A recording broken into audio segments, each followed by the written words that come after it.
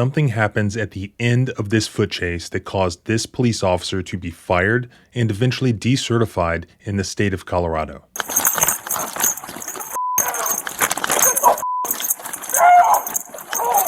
While police officials fired and decertified this officer for misconduct while on duty, they attempted to hide the video as well as the details about the incident from the public. What'd I do? What the did I do? 231, we got him in custody.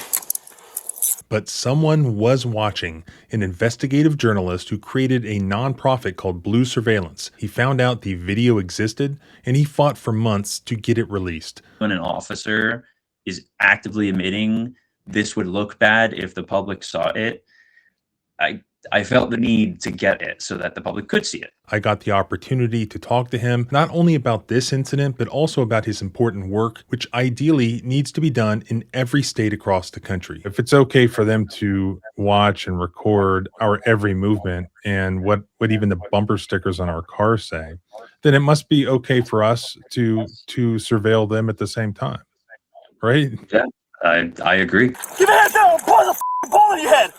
Let's go through it.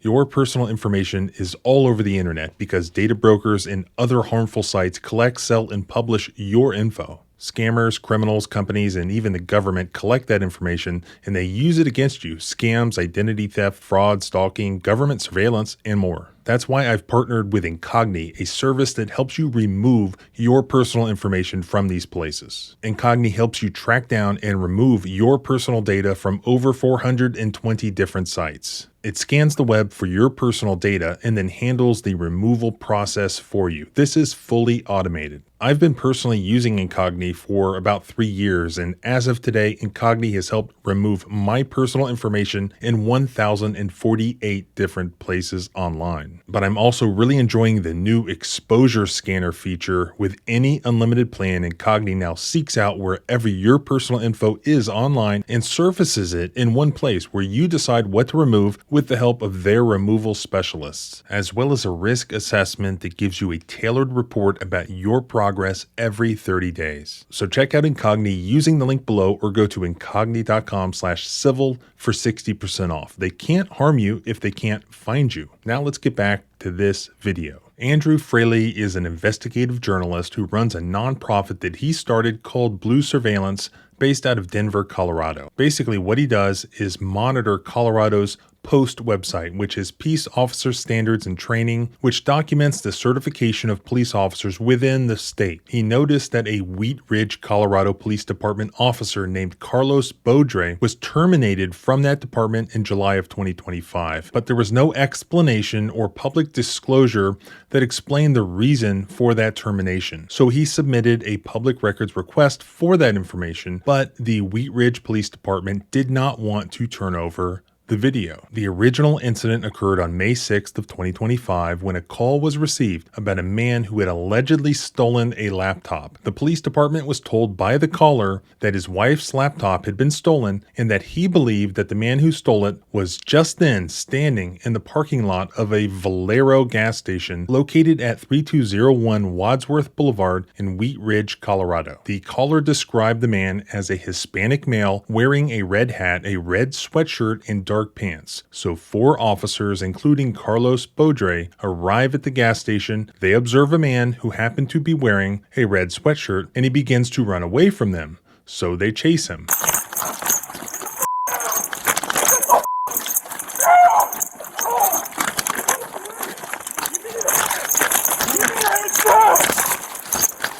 Give your head down, put the ball in your head. What'd I do? What the did I do? 231, we got him in custody. What the did I do? Hey, friend, why would you start running? Huh? You didn't do nothing. Why would you start running? I don't know. Oh, okay then. Note that the officers have no idea who they're chasing. They have no probable cause to arrest the guy at that time. They did not observe him commit any crime. They don't yet have any proof that a laptop actually was even stolen or that this guy stole anything, but they see a man running who apparently matches the caller's description and they chase after him. At no point was there any indication or allegation that the man may be armed. Nevertheless, during the foot pursuit, Officer Beaudre unholsters his firearm and he begins chasing the suspect. As Officer Beaudre was chasing the suspect with firearm in hand, he pointed it at another officer, Officer Lirette, while moving his arms while he was running. Officer Beaudre then climbed a 4-foot fence with his firearm in hand. Officer Corbett was the closest to the suspect, and he was yelling at him to get onto the ground, and then he tackles the suspect. Then Officer Sandoval was the first officer after Officer Corbett to reach the suspect, and he grabs the suspect's hands. No big deal as of yet, all fairly routine, since they most likely did have reasonable suspicion to detain this suspect based on the caller's allegations and description of the suspect, combined with the fact that he began running from them when he saw the police. But then Officer Beaudre arrives. As Officer Beaudre arrives, the male suspect is lying face down, with 2 police officers already taking him into custody. Beaudre has his firearm in his left hand, and he immediately pushes his gun into the suspect's temple while yelling, "I'll put a bullet in your f***ing head." Give your head down! Put the f***ing bullet in your head! What'd I do? What the f*** did I do? 231, we got him in custody. What the f*** did I do? Hey, from why would you start running? Huh? You didn't do nothing. Why would you start running? I don't know. Oh, okay then. At the time he does this, both of the suspect's hands were visible and behind his back, and Beaudre's right hand was on the back of the suspect's neck, holding him to the ground. Shortly after this, Officer Beaudre pulled his right hand off of the suspect, keys his mic to advise that the suspect was in custody, 231, we got him in custody. while simultaneously pushing his gun into the suspect's head. At that time, the suspect still has both hands behind his back with a handcuff on the suspect's left hand. Officer Beaudre then briefly removes his gun from the suspect's head while still pointing it at his head. Beaudre then pushes the gun back against the suspect's head. At this time, both the suspect's hands were handcuffed behind his back. Officer Beaudre then asks the suspect why he was running. Why would you start running? Huh? You didn't do nothing. Why would you start running? I don't know. Oh, okay then. As he's doing this, he's moving his gun and he points it briefly again at the suspect. Officer Beaudre then stands up and he finally holsters his firearm. Go over.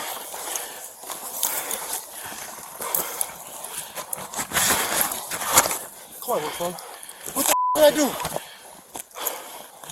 But what we just saw in the body cam footage isn't what showed up in Officer Beaudre's subsequent written use of force memorandum. Officer Corbett was able to take the male subject to the ground. The male was given several loud verbal commands to present his arms to the officers. The male subject denied this by keeping his arms tucked underneath his body, concealing his hands. At that moment, because the male was concealing his hands from officer and ignoring all commands given to him, I felt as if the male had the opportunity to locate a weapon on his person where he could potentially harm myself and other officer on scene. I then placed the muzzle of my weapon on the male's head to attempt to allow the male to comply with other officer commands. Male then complied and placed both hands behind his back. During a recorded interview as part of the internal affairs investigation, Officer Beaudre claimed that the subject was actively resisting and that he would rather just show the force than use it. Beaudre admitted during this investigation that it doesn't look pretty, it doesn't look good. It's not something that I'm proud of,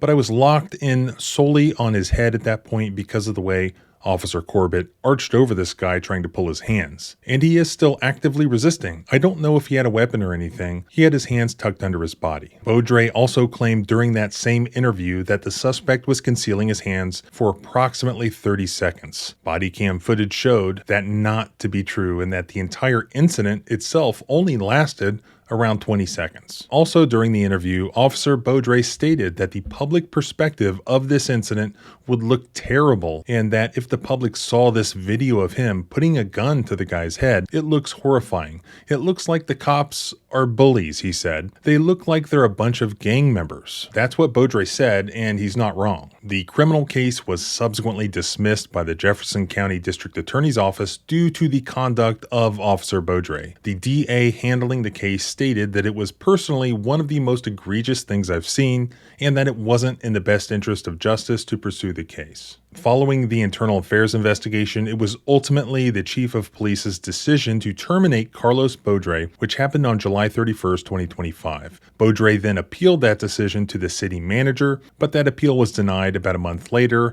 on August 27th, 2025. The city then forwarded the termination information to Colorado's Peace Officer Standards and Training Agency, where it then listed Baudry's termination on their website, which led Andrew Fraley to seeing it and digging into the case, ultimately obtaining the video. I got a chance to discuss this incident with Andrew, as well as his nonprofit, Blue Surveillance. Do we know how this particular incident came to be investigated in the first place? What the Wheat Ridge Police Department PIL told me is that whenever there's a use of force, they have to do a report, and basically they check it out to see whether it was okay or not. So they did a report, they looked into it, and they said that they thought it might go against policy, and that is what initiated the internal investigation. My background is I'm an investigative journalist, a freelance investigative journalist. So I worked on a project about 3 years ago now that was looking into the efficacy of Colorado's kind of state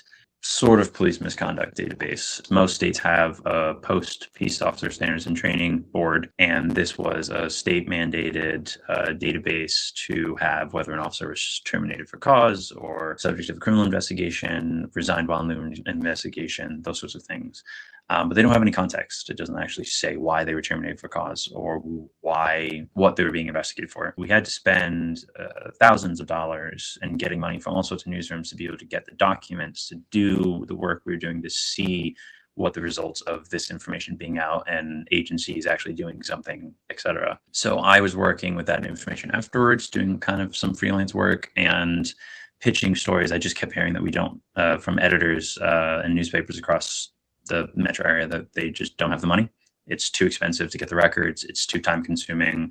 I basically just got fed up and I decided I'd just do it myself. So I just started requesting all the documents that I knew we needed: job applications, resumes, internal affairs investigations, credibility reports, all sorts of things for basically every officer that showed up on that database without context. I've set up tools that also people can subscribe to in Colorado to track the database that the state has. So as soon as something pops up on there, I get a little email notification that it's happened, and then I go and request all these documents. So the officer, Carlos Baudry, he voluntarily relinquished his certification, which basically what it became is that his certification to act as an officer in the state was suspended for 5 years. So he agreed to that with the post board. So that popped up. So I looked into it, and I went to Wheat Ridge Police Department here, which is where he was, and requested his termination letter, his resume, his job application, all of these things. And the termination letter was basically a disciplinary memorandum that explained this situation that was in the body camera footage. And so it had him quotes from him saying how bad this would look if the public saw it, quotes from the investigator of describing the video and what he said, putting the gun to the guy's head, and also the district attorney saying that they can't push charges against the person that they were chasing because their actions are so egregious. And so as a journalist, I was like, well, I want that video now. So I requested it, and that's when kind of this whole 3 months of arguing with them started. So when you requested the footage, they did not initially comply with your request. The first time I had bumped into this sort of response, because I send probably 20 records requests a week at least, but their response was that it doesn't exist, which doesn't make sense because it was in the legal time frame that they were required to still have this body cam footage. Like they couldn't have deleted it yet or something. And it also involved officer misconduct that was reported. So they have to release it to me by state law as well. So the response of there's no relevant records didn't make sense. So I said, you're either denying it to me or you don't have it. And if you're denying it to me, you have to say why. And if you don't have it, that's just illegal. So that'll be just a whole fun other thing.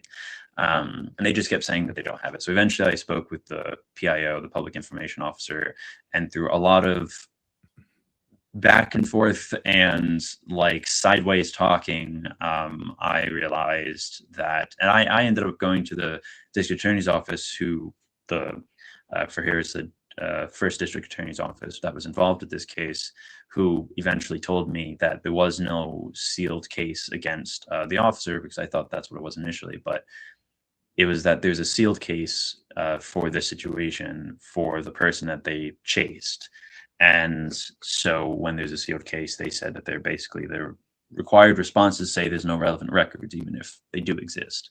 So that's when my first thought, and when I went to the Reporters Committee for Freedom of the Press, who does pro bono work for reporters, I was like, this doesn't make sense, right? And I spoke with friends of mine who were journalists, friends of mine who weren't journalists, who have no idea of any legal stuff whatsoever, and saying they can't give me this record because it was mentioned in a sealed court case. Everyone was like, that doesn't make sense. That can't be right. And the lawyers also agreed. So that's when ended up sending I don't write these things. A lawyery letter is usually just what I call it. Basically saying you're wrong, you have to give it to us. And it took like a month until finally they actually sent it to me. So that was from April to the end of June it took. Up to this point, did you have any idea what the video was even about? Disciplinary memorandum that was describing it, like, gave the context. That's how I know that it was at like a Valero gas station, that it was because they had gotten a call in from someone that said they tracked their laptop to this person. It was more like I knew what happened in the video based on this document, but it's a sort of thing where, especially when an officer is actively admitting this would look bad if the public saw it, I felt the need to get it so that the public could see it. Eventually you get the footage, you watch it. What were your initial thoughts? My initial thoughts watching it was that it was as bad as I thought it was going to be. Watching the officer taking the gun away from his head, put it back again, like just yelling at him, like, why did you run? This is not the public's expectation of how officers should be handling something. It's not what the public expects or wants to expect of like a situation like that. And also, it was even more so because I requested the entire internal affairs report about this, and they like completely redacted this. They blacked out that entire thing in the file they gave to me, and they still refused to unredact it. I think it was just lucky that I had gotten that initially. The discipline memorandum, I'd gotten it initially, maybe before they thought about it very much. You don't even have any idea what the name of this guy is who was chased down? Not the person that ran and they chased down, no. The case is sealed. I couldn't track the guy down to try to talk to him, but yeah, so I have no idea who it was. What did I do? I don't know, you tell me, you ran. You guys pulled up on me like you guys were going to arrest me. So why would you run? I'm uncomfortable, man. Come on, man. You're what? I'm old school, man. What did I do? Well, I just contacted you. Okay. Well, unfortunately, so the reason why the contact was you matched the description of a male that apparently stole a laptop, which was pinged into your vehicle. We're about to contact you about it because it's pinged near your car. Maybe someone ditched it. Who knows? I was going to talk to you, but you took off running. Oh, you know what? Oh, that's crazy. Okay, stop talking. Just stop. I just stole a laptop. I see you matched the description of a male. I'm not sick. I didn't steal no laptop. Okay, well, we were trying to talk. There's a laptop in that car, Brian. It's too late. We're trying to talk to you, but stop talking. Just stop. Just stop. Okay? Okay. Can you grab all my man? And all my clothes? That's all I got left, man.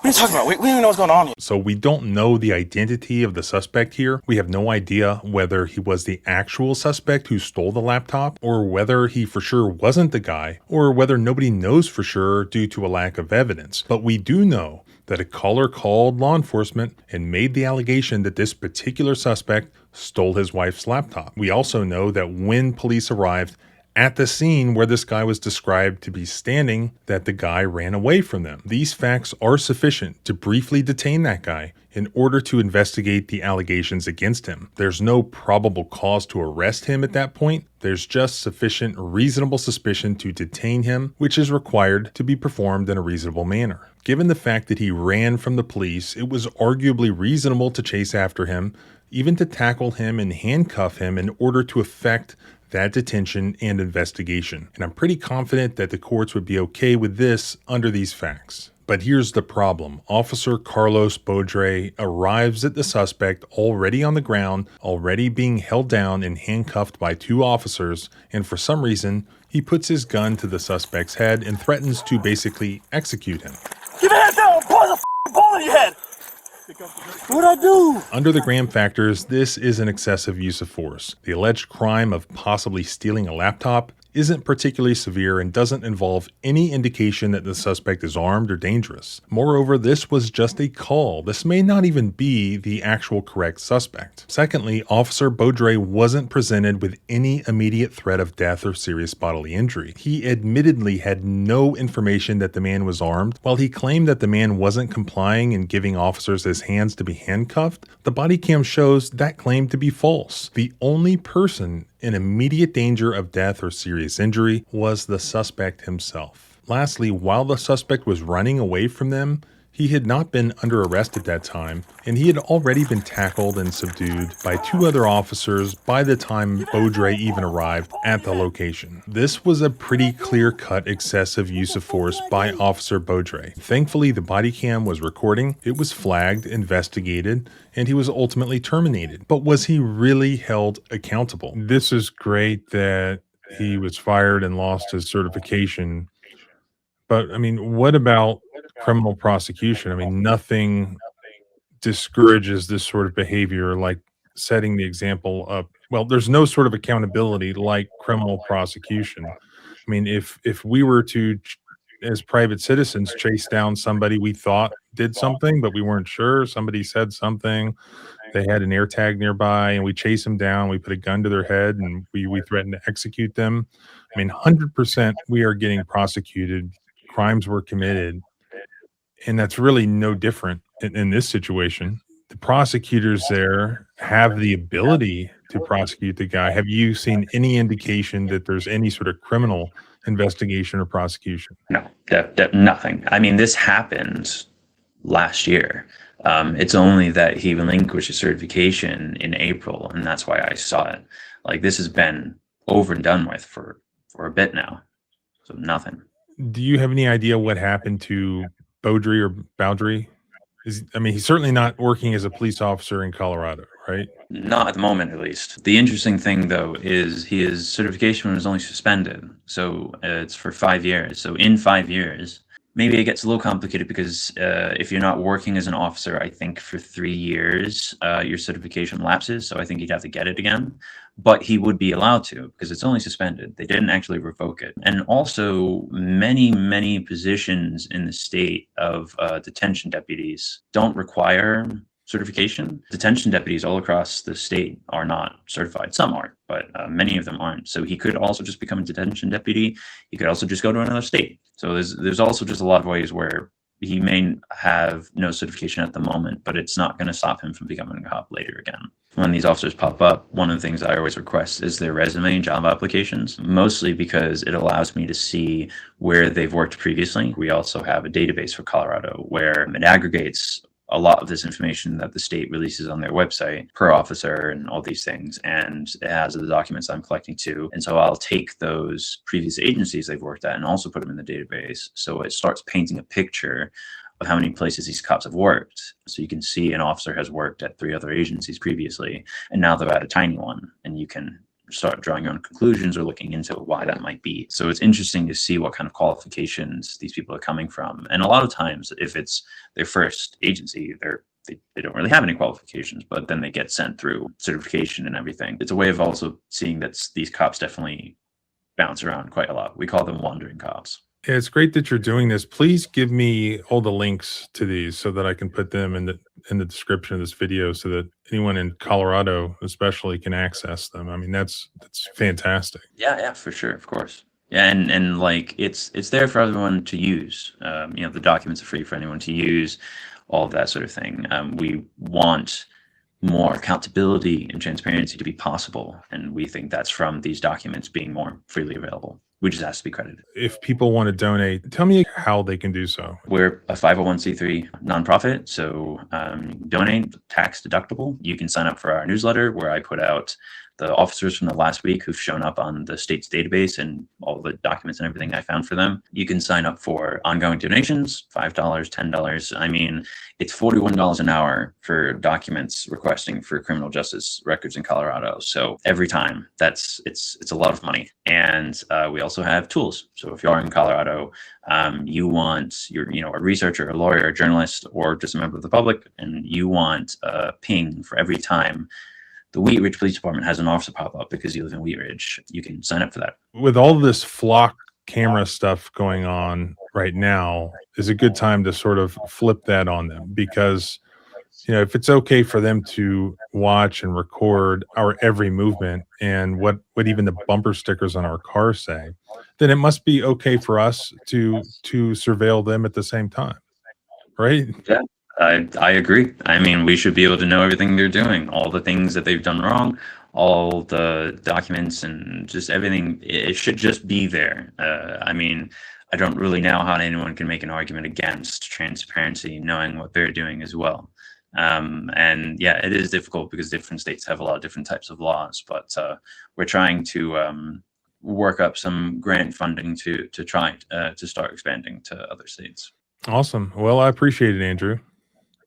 Yeah, it was lovely talking. The video was initially suppressed from public view. While he was fired and decertified, it's actually only a 5-year suspension of his certification. So Carlos Beaudry could pop up somewhere else in Colorado as a police officer after 5 years, or possibly just reappear sometime soon in a different state. You can help make sure that does not happen by doing what the Wheat Ridge Police Department did not want to do originally, and spread the footage to show the public what Beaudry did. If it looks bad, that does not mean that the public shouldn't see it. That means that the public should see it. If I hear anything else, I'll let you know, and you can follow along by subscribing both here and at the blog at thecivilrightslawyer.com. You can follow me on X and the other socials at John Bryan ESQ. Remember, our rights don't end where your fear begins. Freedom is scary. Deal with it.